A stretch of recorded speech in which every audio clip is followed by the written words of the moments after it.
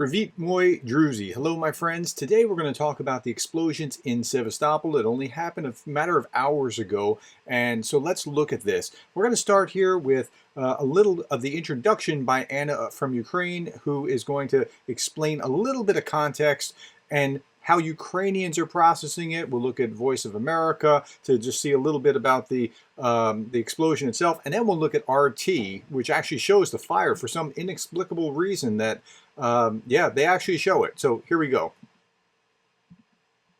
We feel more or less satisfied. And that was about explosions in Sevastopol. Before I continue and explain you why this is so important in this war, I would like to stress that Ukrainians are a peaceful nation.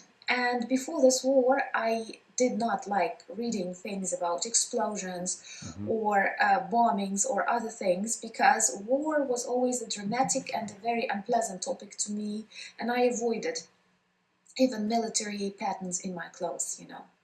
But Russians invaded us violently, and they want to erase our culture, they destroy our cities, they kill our people.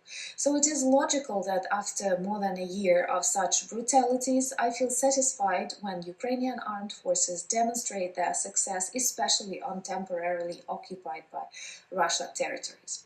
Sevastopol. Now, I think that's an important lead-in because she's explaining the emotions that she feels because of what's been done to her and her country. And I think that's, we ought to register that when we're seeing what's going on. Is an important city in Crimea.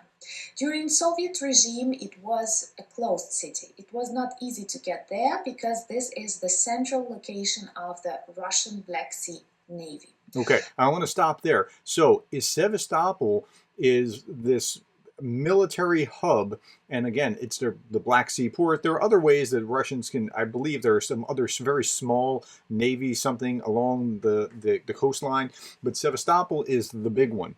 And let's look at Voice of America here, fuel tanker ablaze in Sevastopol. So it appears that a drone has hit this fuel depot, fuel tanker, something along these lines, and you're seeing it from a number of angles.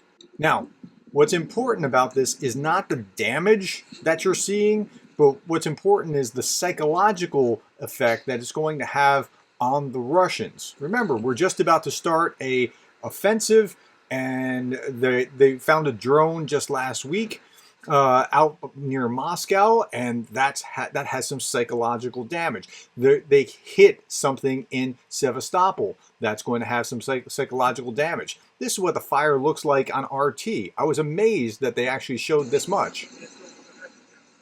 That's not nothing. That's pretty significant. Like, this is a big fire.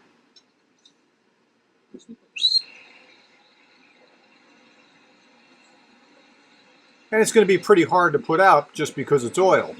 So again, the impact here is not about what actually burnt, but that they could be hit. And now they have to redirect resources farther back to protect those background things, and that takes people away from the front, which, I don't know, if I was about to start a counteroffensive, I'd want to do that before I did it. So, okay, that's a very short clip about what's happened with that. As we know more, we'll talk more about it later, but I just wanted to keep you informed. Thank you for your time. Thank you for being the kind of person that cares enough to watch updates like this about Ukraine.